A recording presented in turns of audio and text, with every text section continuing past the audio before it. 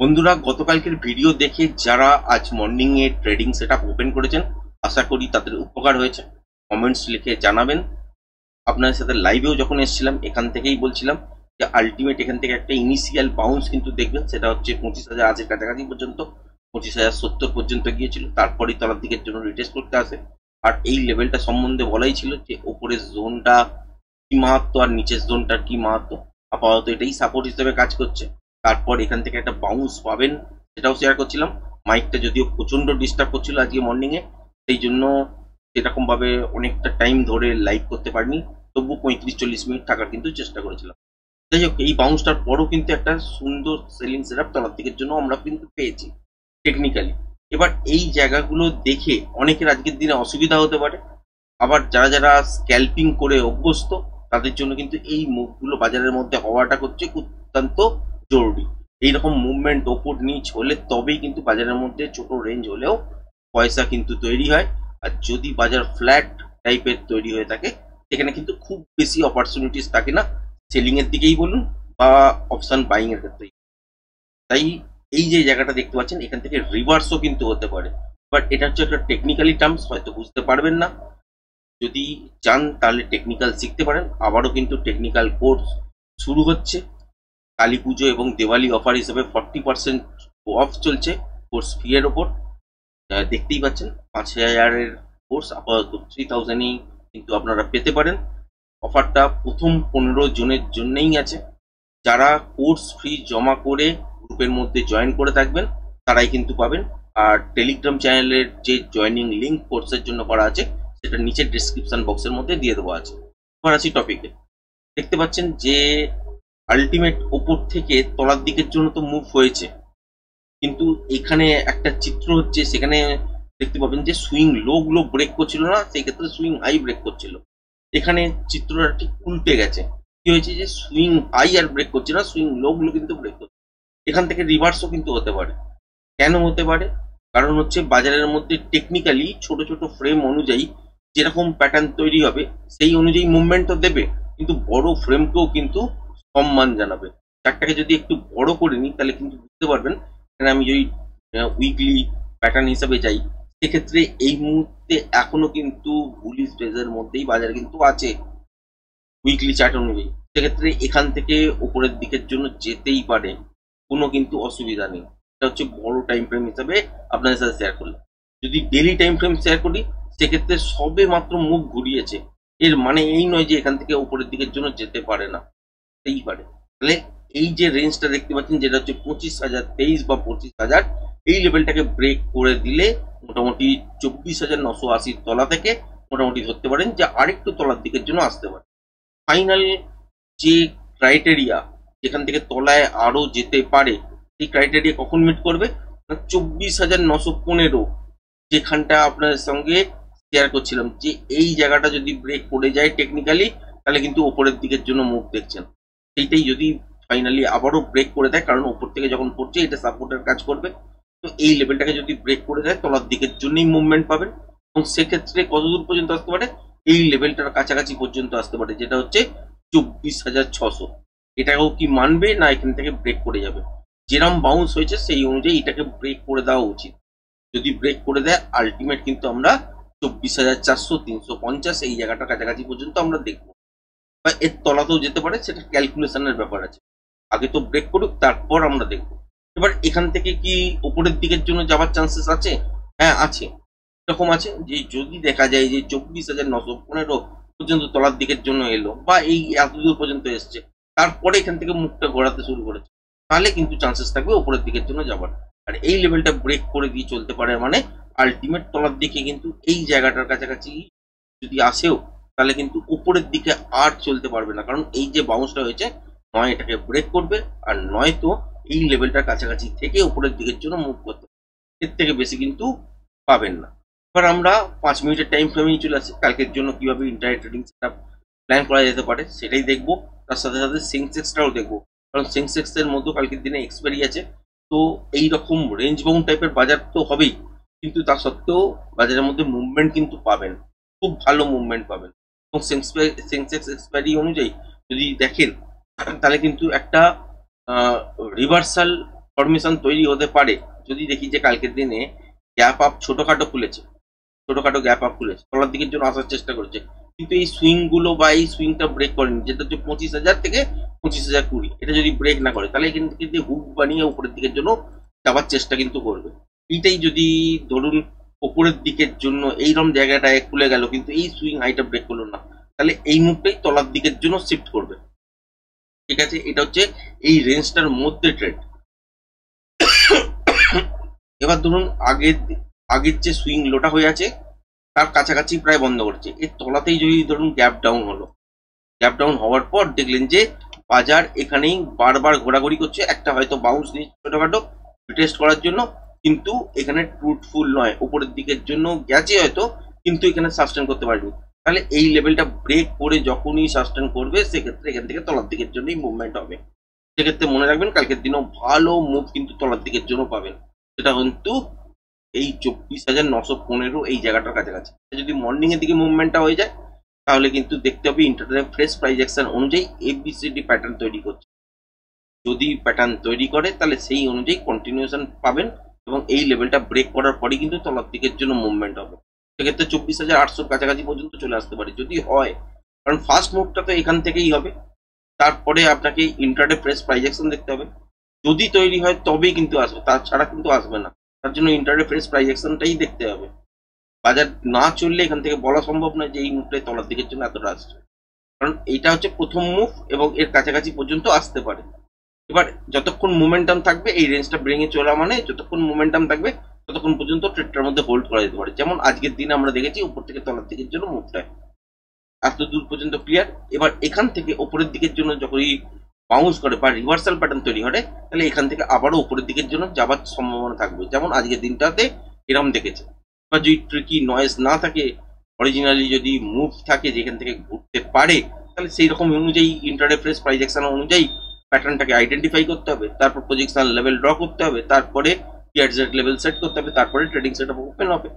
আর যদি নয়েজ না থাকে তাহলে, যদি নয়েজ থাকে ট্রিকি তাহলে কিন্তু ট্রেডটা থেকে অপশন বাইং তো করা যাবে না, অপশন সেলিং অ্যাটেম্প করা যেতে পারে, সেটা আলাদা ব্যাপার। এবার হচ্ছে আমরা ব্যাংক নিফটির দিকে চারটা দেখবো এবং এই চারটা অনুযায়ী এখান থেকে আমরা কিরম ট্রেডিং সেটআপ পেতে পারি সেটাও দেখার চেষ্টা করব।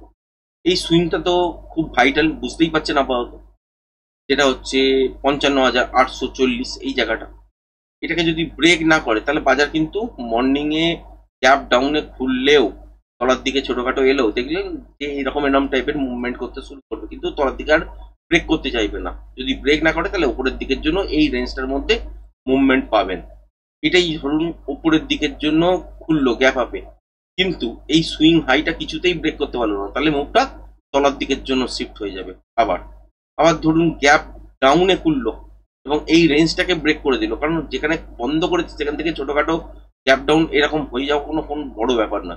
তো এইরকম যদি হইলো এবং রিটেস্ট করার পর দেখলেন যে আর সাস্টেন করতে সেরকম ভাবে পারছে না, বারবার যাচ্ছে ফেল হয়ে যাচ্ছে, সুতরাং এইখান থেকে দেখবেন তলার দিকের জন্য মুভ, সেক্ষেত্রে এই গ্যাপটা তো ফিল হবেই এবং এই সুইংটার কাছাকাছি পর্যন্ত চলে আসতে পারে, যেটা হচ্ছে 55,480। এই মুভটা তো একদিনে বা এক সঙ্গে আসতে পারে না, সেটা কিন্তু টার্গেট হয়ে যাবে। তো এর মধ্যখানে উপর থেকে যখন পড়বে এবং রেঞ্জ ব্রেক করবে তখন কিন্তু সেলিং সেটআপ শুরু হয়ে যাবে এবং যতক্ষণ পর্যন্ত মোমেন্টাম থাকবে মর্নিং এর ট্রেডটায় ততক্ষণ পর্যন্ত হোল্ড করা যেতে পারে। সেটা হতে পারে যে এই গ্যাপটার অর্ধেকটা পর্যন্ত এলো, ততটা পর্যন্তই হোল্ড করবে, তারপরে প্যাটার্ন তৈরি হতে দেবেন ইন্টারডে ফ্রেশ প্রাইস অ্যাকশন অনুযায়ী।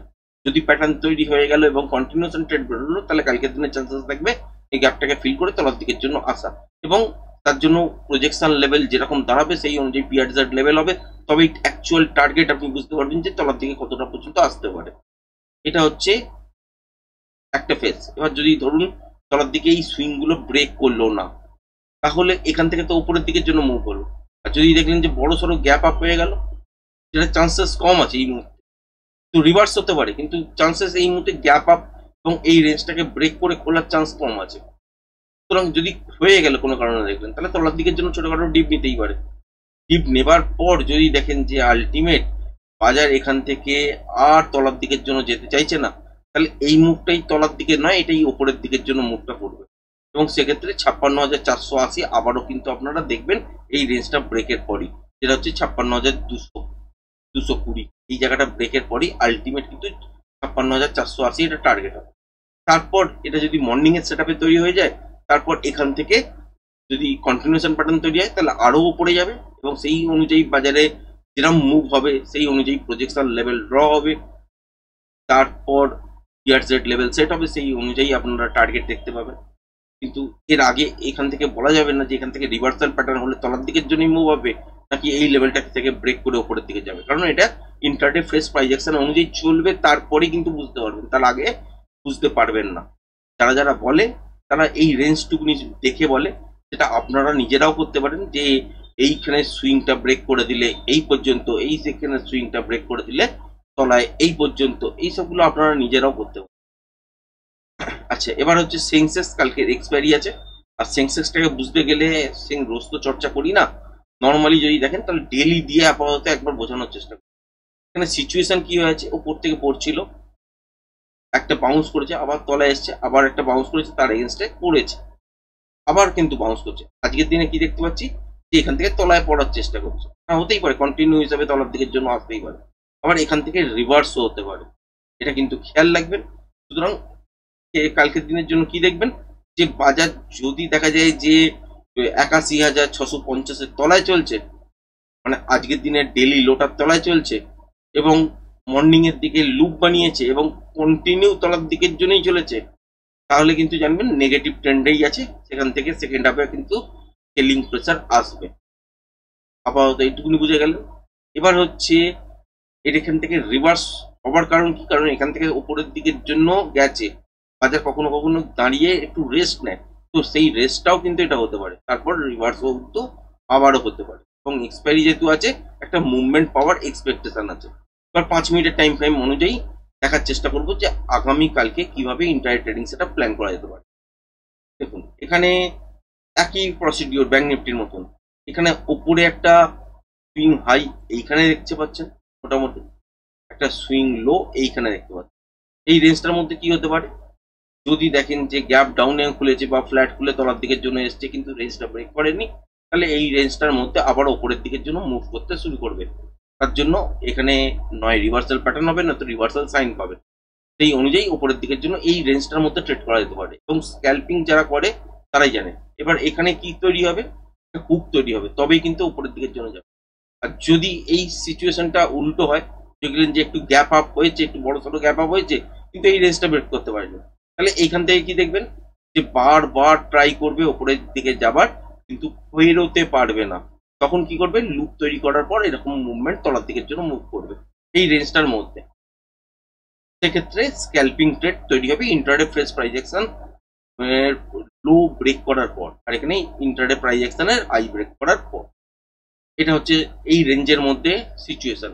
এবার ধরুন গ্যাপ আপে খুলে গেল কোনো কারণে, যেটা চান্স খুব কম যে এই রেঞ্জটার উপর, তারপর তলার দিকের জন্য ডিপ নিল, এবার পর উপরেই কন্টিনিউ সাস্টেন করছে, তাহলে এই মুভটা উপরের দিকের জন্য ঘুরে যাবে এবং নেক্সট সুইং হাইয়ের কাছাকাছি পর্যন্ত আপনারা দেখতে পারেন, যতক্ষণ মোমেন্টাম থাকবে, কারণ সকালবেলার দিকে মোমেন্টাম থাকে বাজারের মধ্যে সব থেকে বেশি, সেই মোমেন্টামটাকে ইউজ করতে হয়, তারপর প্যাটার্ন যেরকম তৈরি করে দেবে সেই অনুযায়ী ট্রেডিং সেটা বেরোবে, আর ট্রিকি নয়েজ থাকলে বেরোবে না, এই সিচুয়েশন দাঁড়ায়।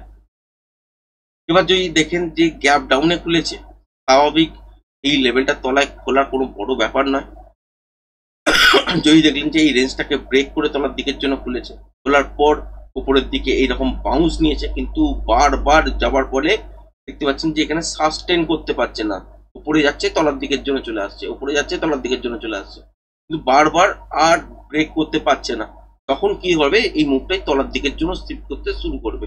এবার কত দূর পর্যন্ত পেতে পারে, কারণ মর্নিং এর দিকে মোমেন্টামটাই আসল, মোমেন্টামটাকেই ফলো করবেন, এবং এই রেঞ্জটা ব্রেক করে দিলে এই সুইং লোটা খেয়াল রাখবেন, যেটা হচ্ছে 81,522, তো এই জায়গাটার কাছাকাছি এসে দাঁড়াতে পারে একবার, এটাকেও যদি ব্রেক করে চলে, যতক্ষণ মোমেন্টাম থাকবে ততক্ষণ পর্যন্ত ট্রেডটাকে হোল্ড করতে পারেন, মোমেন্টাম যেখানে গিয়ে দেখবেন শেষ হয়ে যাচ্ছে সেখানে গিয়ে একবার এক্সিট হয়ে যাবেন, তারপর বাজারের মধ্যে ইন্ট্রাডেতে ফ্রেশ প্রাইস অ্যাকশন দেখার চেষ্টা করবেন, তারপর কিন্তু প্রজেকশন লেভেল কাউন্ট হবে, তারপর হচ্ছে পিয়ারসের লেভেল সেট হবে, তারপরে ট্রেডিং সেট আপ ওপেন হবে যদি নয়েজ না থাকে, এইরকম ভাবে কিন্তু করতে হয়। তারপর বাজারের মধ্যে সেকেন্ড হাফ যখন শুরু হবে তার আগে প্যাটার্ন যদি বাজার তৈরি করে দেবে, যেরকম রিভার্সাল বা কন্টিনিউশন, সেই অনুযায়ী ট্রেডিং সেট আপ যদি দাঁড়ায় তাহলে ট্রেড হবে। সেটার জন্য লাইভে আপনারা অবশ্যই আসুন, দেখুন। কালকেও মর্নিং থেকে লাইভে থাকার চেষ্টা করব। তো আজকের ভিডিওটা এই পর্যন্তই রাখছি। ধন্যবাদ।